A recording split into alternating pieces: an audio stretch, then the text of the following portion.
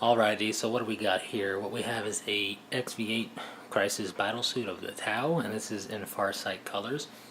And this is a redo model, meaning that this model was previously painted and assembled by me in a different color scheme that, while cool and I liked it, I did a terrible job of.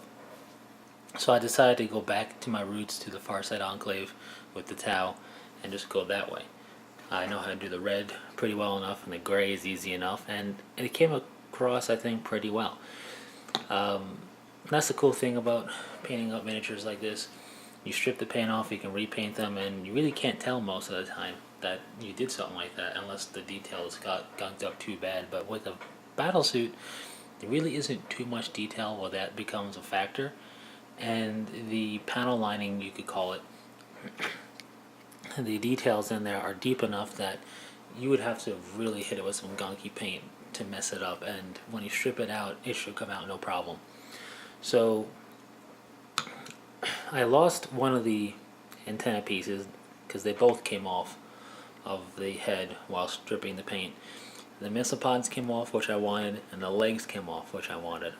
Unfortunately, the arms stayed on, and that made painting all the detail on the model, things like the vents and the back of the arms and the front of the jetpack and everything, more difficult. I recommend keeping the arms and the legs at the very least off of the model while you're painting it up. It just makes reaching everything a bit easier. So even with the problems of the arms being in the way for me, I think I did a pretty good job. I was happy with it, I should say, for that. Everything came together pretty nicely. I don't know what it is, but paint works well. I mean, the paintbrush is really smooth on the Crisis Battlesuit. I don't know what it is. It goes on nice, and I never really have a problem with the paint streaking too much in terms of going on and streaking. If it's a light paint or a thin paint, yeah, you do a couple of coats, but then you get it no problem, and it just looks really nice.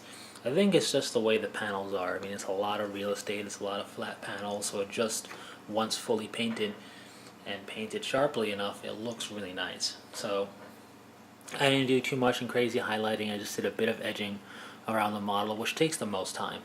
That was the most tedious part. And you can go crazy like I kind of did here with the legs and do every other kind of panel there, alternating colors. You don't have to, but a lot of people do, and it gives it a good look.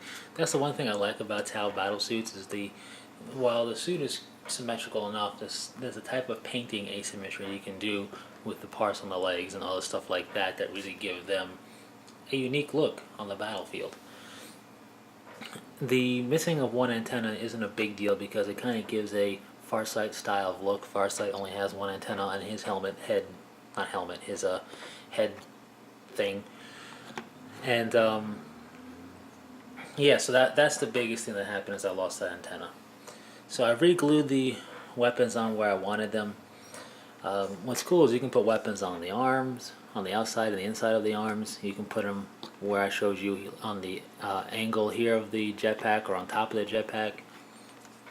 And in doing that, even if we have similar loadouts on our battlesuits, for example, the way we have the battlesuits posed a little bit and the way that we have the weapons positioned on that battlesuit will give our battlesuits completely different feels. Even if they're equipped exactly the same, they'll look and in some cases feel different enough to stand out from each other while being essentially clones of each other. So I like that. That's pretty cool. I like to picture that being they're all tech savvy and whatnot, that this little groove that the missile pod rides in, I would picture it when necessary kind of rise up and folds over like this one to fire straight on, and it spins around to fire behind them. In the fluff, their weapon systems mounted up there, that kind of like the Predator shoulder cannon, and then it can move around. Now it moves with the Predator's sight, but this one can move independently and completely turn 180 and fire behind them. So that's just the images I put in my head. But overall, I'm pleased with the results of this model. I only weathered it a little bit. I was going to leave it completely like clean and everything, but I put a little bit of weathering on the feet because they do jump around. I figure they're not really spending the most amount of time they could be on the ground, and they're really not just going to walk everywhere when they get a jetpack. If I have a jetpack, I'm going to hover and fly around and do stuff, but I made their feet a little dirty so it feels like they belong on the base that they're on. Kind of ties it to the base. But other than that, the only other thing I did was put the Farsight symbol on the back here. That comes in the Battlesuits box, the transfer sheet. So that's one Battlesuit down. I really wanted to redo them. That's the only one I had painted. I bought the 3 Battlesuit in 1 kit thing. So I have 2 other Battlesuits that are still in the sprues and everything like that. Maybe I'll get to them at some point, but I just wanted to fix up this model that I had painted because I really wasn't happy with how it was painted before. But anyways, that's really it. Just wanted to show off the model, talk about it a little bit, show you what I've been working on, and yeah, that's basically it. So I have other stuff I've been working on. It's almost done. You'll see a video on that soon. Anyways, thanks for sticking through it, and until next time, take it easy.